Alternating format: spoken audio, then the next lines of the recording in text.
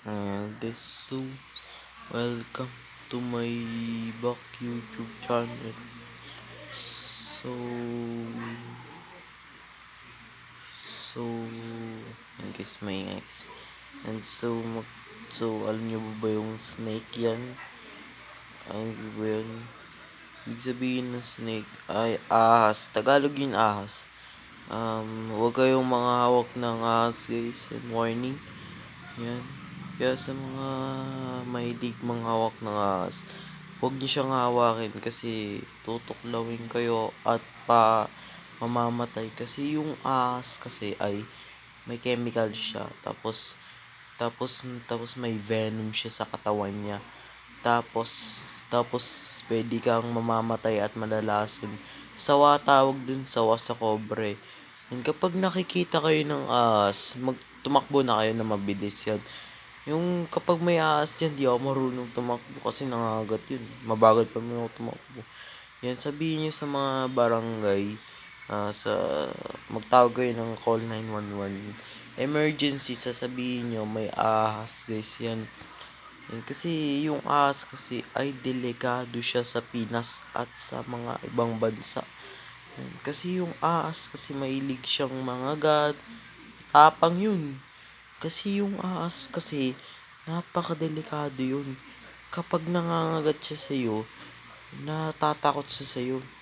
Yan, warning kasi yun guys. Kasi pag kinagat kayo ng ahas, patay kayo lahat dun. Delikado at nakakamatay. Kaya sa mga mahilig mga hawak ng ahas dyan, huwag kayong mga hawak kasi delikado yan. Naku po, tutuklawin kayo. Ako nga natatakot nga ako kasi nangangagat daw yun eh.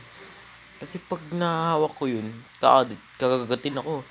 Tapos nakakatakot yung ahas. Tapos kapag nangawak kayo, naku po, nakakasakit yung tignan yun guys. Kaya sa mga nangawak dyan ng mahilig mag-ahas dyan, huwag niyo siyang hawakin. Delikado. Yan. Warning yun guys, warning. Yan. Pwede namang itapon sa sako kasi ba't tinatapon sa sako? Para pupunta siya sa gubat. Para hindi siya pagala-gala dito. Yan. Para hindi niya makita yung mga katawan niya. Yan. Delikado yung ahas, guys. Kapag nakikita ko yan. Ako po, nakakayak yung ahas, guys. Hindi. Nangagat yun. Pati buto-buto pa nga yun. Nakakain pa nila yun eh. Kasi may ngipin siyang vampira. Lumalabas yung venom niya. Yun o guys, parang katulad. Kasi napakadelikado nung ahas nun. Yan, tips para hindi kayo makagat ng ahas, guys. Yan. Kaya, huwag kayong mahilig sa mga hawak ng ahas. Kasi napakadelikado yan, guys. Gusto nyong mamamatay pa kayo at di pa kayo mabubuhay yan. Yan, pwede kayo magpatulong sa barangay chairman yan. Kung silang natatakot, wag kayong magkabaan. Tiisin niyo na lang yan. Kapag nakikita kayo sa ahas ng gubat, wag niyo silang ahawakin ng ahas kasi nangangagat at tutuklawin kayo nun. Yan, nakakamatay yun. Tapos, pag lumalapit siya sa'yo, kakamandag yan, lalapit yan sa'yo guys. Kaya sa mga mahilig dyang mag-ahas dyan, huwag kayong bibili-bili yan. Delikado yan guys. Napakamahal ang bili ng ahas nun guys. No? Napakamahal ng ahas nun kasi nakakamatay daw yung ahas to guys. Kasi delikado yun guys. Kaya sa mga nagbibili ng ahas dyan, huwag kayong bibili-bili at huwag kayong babara-bara dyan sa mga ahas na yan. Pwede kayong gumamit ng kutsilyo para pugot yung ulo. Yan, para hindi niya makita yung kanyang ulo para hindi gumagalaw. Kasi yung ahas kasi mabilis siyang tumakbo at nanunuklaw pa. Wala naman kami kasalanan dun sa ahas. Kala niya kasi siya yung kagrupo ng ganggang yan. Yan. Kaya, kasi bakit nila ginaganyan yung sa ako yung ahas? Kasi para mapunta yung gubat yung ahas para hindi pagala-gala dito sa amin yan. Wala naman kaming ahas dyan kasi. Kasi pag nakita namin yung ahas, mamamatay kami dun. At saka delikado pa naman yung mga gat ng ahas. Yan. Kaya kami natatakot sa mga ahas na yun kasi delikado daw yun. Yung parte-parte yung katawan nun, gago. Kapag nangagat yung ahas din eh. Alam niyo ba yung ahas yun?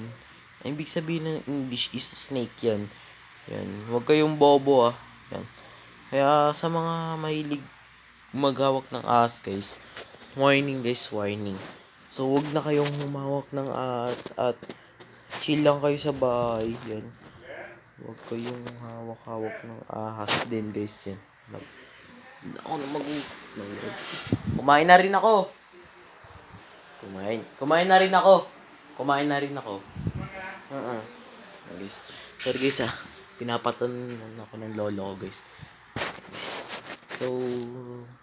So, wag kayong babara-bara sa ahas guys kasi napaka-delikado siya at nakakamatay. Minsan hindi ko hinahawak yung ahas kasi mabilis yung tumakbo. Pati cobra yun guys. Madaling mabilis yun.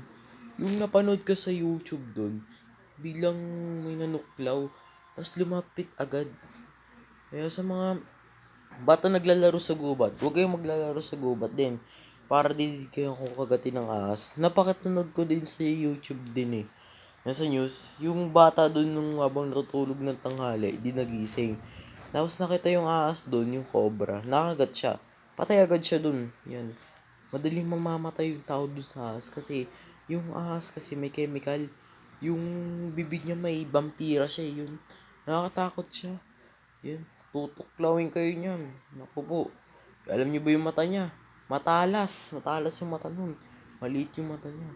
Yan. Yung inuubaran yung kanyang katawan niya guys. Hindi niya ibabalik yun. Kasi kasi nakaubad na yun eh. Kasi parang damit na rin yun. Yan, wag, yung nakita namin doon sa, namin, yung kalaro ko. Merong ahas namin na nakaubad. Yung sawa. Sawa yung tawag doon, sawa. Yan, yung ninuubaran nila yung ahas kasi maduming tignan daw yun. Nakatakot talaga yung ahas guys. Yan, alam niyo ba yung teacher na sinampal dun sa guro?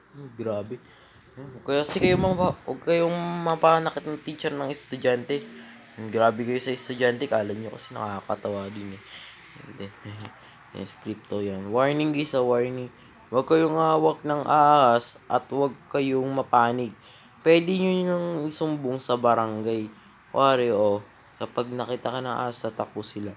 Magdadala sila ng sako para hindi pagala-gala yung ahas para papunta sila ng gubat. Yan.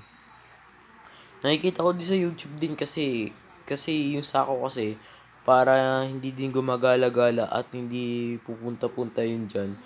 Huwag kayong manghawak ng ahas at delikado pa siya. Yan. Yan yung mga reptiles na yan. Ang mga reptiles, yung mga matatapang, yung mga nangagat, yan. Katulad ng mga oso, yan. Parang teddy bear din yun eh. Yan. Kaya anong gagawin niya sa oso? Magpapatay-patayan na lang kayo guys yun. Para hindi siya makakapag nangagat. Nangangain yun eh. Lahat ng mga oso. Yan. Kaya delikado yung mga ginagawa ng oso. Naku po, pag nakita kayo ng mga ahas dyan, maglayo kayo dun. Kapag naglalaro kayo ng mga basketball, kapag pumunta kayo ng gubat, huwag kang lalapit dun. Huwag mo hawakin yung bola kasi baka mamaya may nakita kang ahas at nakagat yun guys. Kaya natatakot kami sa ahas dahil sa kamandag ng bala. Hindi, joke. So, wala na sila eh. Ayun guys, hindi pa rin tinatanggal tong Spider-Man na to. Yun trio. Trio Spider-Man. Okay, so, mas malas kasi matinig pa sa bala ng misis mo eh. Joke lang yun. So, yun guys. May warning sa inyo guys. Yan. Wag na kayong mawak ng ahas at wag niyo siyang hawakin yun. Kapag walang barangay, nyo, yung ulo niya, sakalin yung ulo niya para hindi nangagat yun. Yung parang ganun din yun. Kasi, kaya sinasakal nila yung ulo yung ahas para pagutin yung ulo tapos para mawalan yung ininga nun. Delikado yun guys. Yan. Nakikita kami ng mga forest din eh. Yan. Bigla agad namamatay agad. Yung katulad din ng shark, nangangain din yung mga buto niya, katawan niya. Yan yung kalahating katawan. Yung kalahating katawan, nakakatakot yun guys. Kasi yung kalahating katawan, nakakatakot yun. Tatawa din kay Sir Gavin kasi yung kalahating katawan niya, naputol yung katawan niya dahil sa kalokohan niya. Tapos nahimatay yung mga pinsan niya at kapatid niya yun. Sergey Bean, yung dalawang kapatid niya, tapos isang pinsan lang niya. Yun, sila Sergey Bean, kapatid niya si Alan Kelsey. Tapos yung pinsan niya si Kalok, yun. Natatawa ako dun kay Bon Ordone. Yung giant snake prank, na prank nila yung mga billionaire gang. Tapos natakot yung asawa niya dahil natapat niya sa kama yun. Tapos si Bon Ordone, nakiss niya yung asin. Kung nakagat siya ng bibig niya, tapos dadala pa siya sa ospital. Delikado yun. Ako po. Takot kami dun sa house kasi baka tuklawin pa kami. Mamamatay pa naman kami dun eh. Yun. So, ibig sabihin ng Snakers na yun. Yung Skechers yun. Yung mga logo brand lang yun. Natakot kami. Parang stretching agad yung ahas eh. Tapos yung ahas kasi parang nilalaro. Yung, di ba yung Pringles yan? Yung Pringles ng may nilalagyan sa prank. Mas natatawa ako dun bigla nun. Tapos sa school nagdadala sila ng ahas. Napanood ko yun sa Computer Combat eh. Tapos natatawa ako dun kay Professor. Tapos natatakot sila. Mahilig din sa ahas yun. Gago. Kaya sa mga mahilig magkukuha-kuha dyan ng mga kalokohan, huwag kayong gagawa ng script movie dyan. Yan. Yung mga yung mga kalokohan nyo, yun, ginagawa nyo agad yung mga prank yan, prankster, yung mga hindi maganda, ganun lang yan. Tapos tatawa-tawa kayo ng mga prank. Huwag kayong magpa-prank basta-basta. Mag-isip muna kayo ng prank muna. Kasi kapag nag-isip kayo ng prank, ay magagalit mga magulang yun. Si Sir Gavin din, natatawa din ako sa power drink niya kasi nilalagyan niya yung paminta doon sa Gatorade niya. Tapos yung sa kanya Cobra, tapos natatawa dun sa YouTube. Natatawa ako dun. Tapos yung sinigang na dinosaur. Alam mo ba yung sinigang na dinosaur? Kinakain daw yun eh. Sikat daw yun sa yun. Sikat daw yun sa YouTube.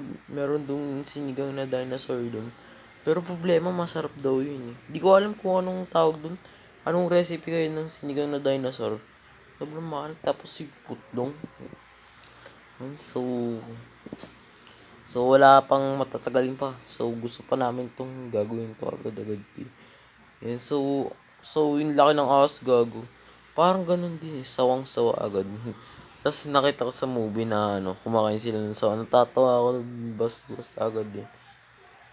Tapos gumagawa sila ng script na ginagawa. Tapos napanood ko dun sa TikTok dun sa na na movie. Dito sa TikTok nila, grabe kung makapag-asik. Tapos gumagawa sila ng mga script na hindi maganda. Ganun. Kaya sa mga bata dyan, huwag kayong gagawa ng hindi maganda. Tapos sabihin nyo agad sa mga magulang nyo agad. So, ang daming mga negosyo dyan, yung mga snakers yan. Yung mga ginagawa nyo agad yung mga pinapanood nyo prank. Huwag nyo silang gagayahin basta-basta agad. Kasi pag ginawa nyo yun, magagalit yung mga magulang nyo agad. Ako nga, napagalitan nga ako dahil nagsasalita daw ako kung ano. So, wala pa agad tong minutes nun. So, 13:45 minutes agad. Bilis-bilis kasi ng mga speed nila agad. Yung katulad din sa YouTube din yan, guys. So, yan naman, patatagalin pa. So, mag-shoutout ka na sa mga fans ko yun. So, wala ko. Binawasa ko pa ng May oras eh. ay, Hindi nga. pagtitripan Totoo pa lang. ako. Hindi.